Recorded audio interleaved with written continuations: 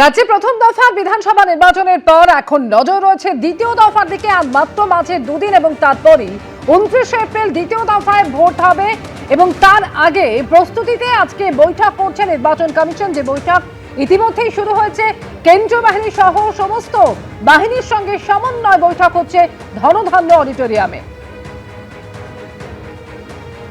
সরাসরি রয়েছেন আমাদের সঙ্গে এই মুহূর্তে প্রতিনিধি পার্থপ্রতিম ঘোষ। পার্থপ্রতিম, ভোটে নিরাপত্তা যুক্ত সমস্ত আধিকারিক তারা আজকের বৈঠকে যোগ দিয়েছেন এবং প্রথম দফার মতন দ্বিতীয় দফা যাতে সুষ্ঠুভাবে হয় সেজন্য একেবারে বদ্ধপরিকর নির্বাচন কমিশন। তারই কি রণকৌশল আজকে ঠিক করে দিচ্ছে নির্বাচন কমিশন? দেখো, একেবারে তার রণকৌশল ইতিমধ্যে সেই রণকৌশল অনুযায়ী কোন পথে দ্বিতীয় দফায় নির্বাচন হবে, স্ট্র্যাটেজি কি থাকবে এবং কলকাতার জন্য কি স্ট্র্যাটেজি থাকবে, সেই স্ট্র্যাটেজি কিন্তু ইতিমধ্যেই হয়ে গেছে। এবং সেই যে স্ট্র্যাটেজি তৈরি করা হয়েছে, এই ব্লু প্রিন্ট তৈরি করা হয়েছে দ্বিতীয় দফায় কলকাতা নির্বাচনের ক্ষেত্রে শান্তিপূর্ণভাবে নির্বাচন করার জন্য, সেই ব্লু প্রিন্ট অনুযায়ী কিন্তু কলকাতা সাউথ, কলকাতা নর্থের দুই ডিও এবং আলিপুর সদর অর্থাৎ দক্ষিণ 24 পরগনা আলিপুর সদর যেটা কলকাতার মধ্যে পড়ে, তার ডিওকে নিয়ে কলকাতার পুলিশ কমিশনার, কলকাতার পুলিশের শীর্ষ কর্তারা, অন্যদিকে হচ্ছে একেবারে কোম্পানি কমান্ডান্ট যারা রয়েছেন, সিআরপিএফের, বিএসএফের যারা কেন্দ্রীয় বাহিনী অর্থাৎ তারা, এমনকি ভিন রাজ্যের পুলিশ, এমনকি রাস্তায় যারা ডিউটি করে ট্রাফিক সার্জেন্ট, এমনকি কনস্টেবল, প্রত্যেককে নিয়ে কিন্তু আজকের এই রণকৌশল বৈঠক, সেই বৈঠক হচ্ছে। এটাকে তারা বলছেন কোঅর্ডিনেশন মিটিং। এবং এই কোঅর্ডিনেশন মিটিং থেকে মূল যেটা উদ্দেশ্য সেটা হচ্ছে প্রথম দফায় নির্বাচনে বিক্ষিপ্ত কয়েকটি ঘটনা কয়েকটি জায়গায় হয়েছে, এছাড়া বিভিন্ন জায়গায় যে অবাধ এবং শান্তিপূর্ণভাবে কিন্তু কমিশন বলছে নির্বাচন করা সম্ভব হয়েছে।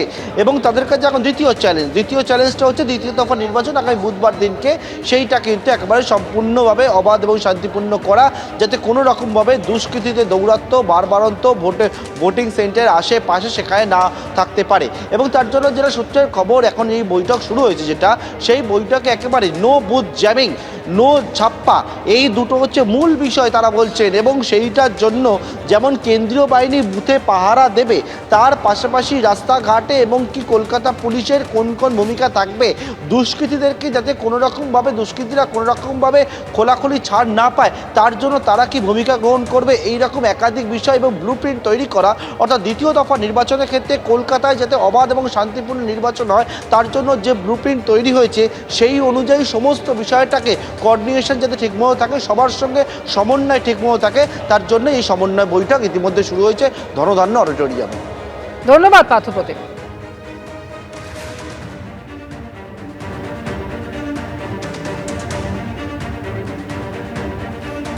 একদিকে দ্বিতীয় দফার ভোটের আগেই সমন্বয় বৈঠক যা ইতিমধ্যেই শুরু হয়েছে এবং সেখানে নিরাপত্তার সঙ্গে যুক্ত সমস্ত স্তরের আধিকারিকরা তারা উপস্থিত রয়েছেন। আর দ্বিতীয় দফার এই ভোটের আগে একেবারে কঠোর নিরাপত্তার বন্দোবস্ত করছে নির্বাচন কমিশন। তার জন্য বার্তাও দিয়েছেন মুখ্য নির্বাচনী আধিকারিক, কোনো রকম অশান্তি বাধাদান কোনোভাবে বরদাস্ত করা হবে না।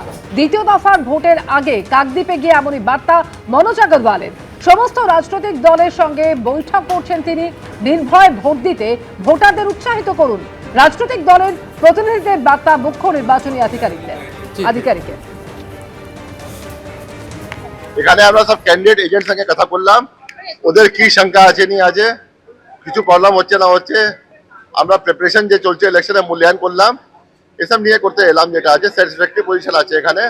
আমরা সবাইকে রিকোয়েস্ট করলাম যে ফ্রি অ্যান্ড ফেয়ার ভোটিং করবেন আপনারা, আমরা তৎপর আছি। আমরা কোনো যেটা আছে অ্যালাউ করবো না, ভুয়ো ভোট या ভোটে চুরি या হুমকি টুমকি যেটা আছে, মানুষকে যাতে রাইট দিতে হবে কি আপনার ভোট আছে আপনি দিয়ে আসুন। আমরা সবাইকে আশ্বাস করতে এলাম যে আপনারা যান, ভোট দিন। ভোটিং পার্সেন্টেজ এখানে 76, 80, 82 থাকে। আমরা বললাম কি আপনি 90 থেকে বেশি করুন, প্রত্যেক আসুন, এগিয়ে আসুন। এটা ডেমোক্রেটিক রাইট আছে, স্ট্যাচুটরি রাইট আছে, ফান্ডামেন্টাল রাইট আছে, আপনারা গিয়ে ভোট দিয়ে আসুন যেটা আছে। অল পলিটিক্যাল পার্টিকে বললাম কোঅপারেট করুন, আমরা খুব সখ্ত অ্যাকশন নেব, যে আমাদের আটকাবে খুবই সখ্ত অ্যাকশন নেব আমরা। প্রত্যেক বুথে আমাদের সিসিটিভি আছে, লাইভ ফিড আছে। কোনো বুথে কমপ্লেন্ট হবে 10 মিনিট আগে भी হয়েছিল, 10 মিনিট পরে भी দেখবো, আমি স্ক্রোল ব্যাক করে দেখতে পারবো। আর 100 মিটার ভিতরে বুথে কেউ ঢুকতে পারবে না, সিএপিএফ এরিয়া থাকবে। ওটা সিএপিএফ যে আছে ভোটার কার্ড ছাড়া, সিএপিএফ যেটা আছে আপনার যে আছে ডিএম সার্টিফিকেট ছাড়া, দিয়ে খাবার নিয়ে আছে, জল নিয়ে আছে, কেউ ভিতরে ঢুকতে পারবে না। 100% বুথে ওয়েবকাস্টিং এর ব্যবস্থা, এমনকি প্রথম দফার ক্ষেত্রে অডিও রেকর্ডিং সেই বন্দোবস্ত আমরা দেখেছি। আর দ্বিতীয় দফার ক্ষেত্রে যেটা জানা যাচ্ছে যে শুধুমাত্র বুথ নয়, বুথমুখী যে সমস্ত রাস্তা রয়েছে সেখানেও থাকবে সিসি ক্যামেরা। দ্বিতীয় দফার ভোটের আগে এমনই সিদ্ধান্ত নিয়েছে নির্বাচন কমিশন এবং ঘিঞ্জি এলাকায় বুথমুখী রাস্তাতেও এই সিসি ক্যামেরা বসানো হবে। কলকাতা এবং হাওড়ায় বুথমুখী রাস্তাতেও থাকবে সিসি ক্যামেরা, খবর কমিশন সূত্রে।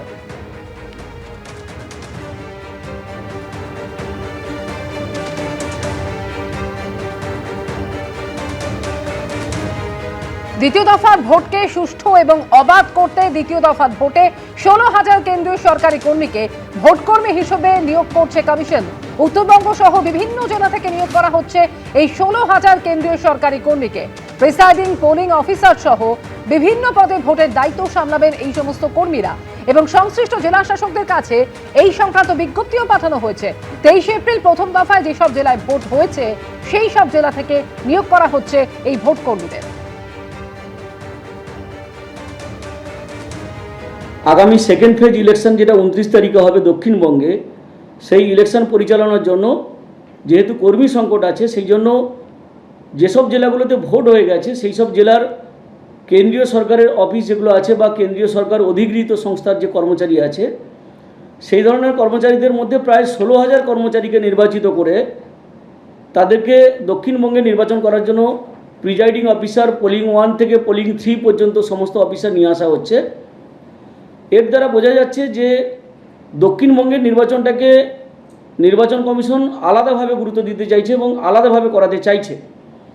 কারণ এতগুলো সেন্ট্রাল গভর্নমেন্টের এমপ্লয়িকে একসঙ্গে নিয়োগ করা, একসঙ্গে এনগেজ করা নির্বাচনের কাজে, এটা এর আগে আমরা কখনো দেখিনি এবং অনেক দূর দূর জেলা থেকে নির্বাচন করাতে নিয়ে আসছে এবং অনেক দূর দূর জেলা থেকে নির্বাচন করাতে নিয়ে আসছে, যেটা আমরা নজিরবিহীন বলে আমরা মনে করছি।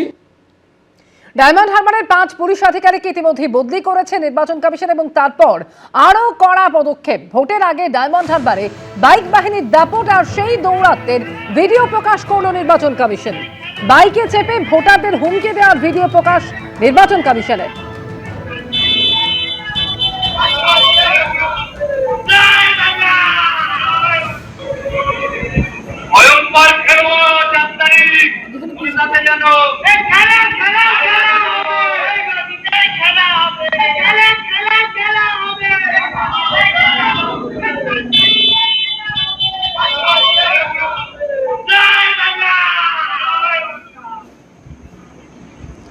ভোটারদের হুমকি দেওয়ার এই ভিডিও নির্বাচন কমিশনের তরফ থেকে প্রকাশ করা হয় এবং ভিডিও প্রকাশ করে পুলিশ সহ নির্বাচনী আধিকারিকদের নির্দেশও দেয় নির্বাচন কমিশন যে আজকের মধ্যে ভোটারদের হুমকি দেওয়া বন্ধ করতে হবে।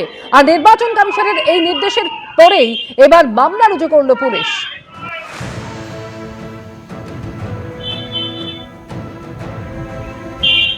কমিশন বিজেপির পুরো শাখা সংগঠন দলদাসের কাজ করছে। কমিশনের অফিসটা বিজেপির পার্টি অফিস, সুতরাং ওরা কি করছে সেটা এআই দিয়ে তৈরি না কোনো একটা অন্য কোনো ঘটনার ভিডিওকে একটা পারসেপশন ভোটের মুখে ছেড়ে দিচ্ছে।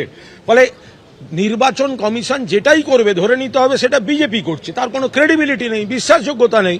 এবিপি আনন্দ এগিয়ে থাকে, এগিয়ে রাখে।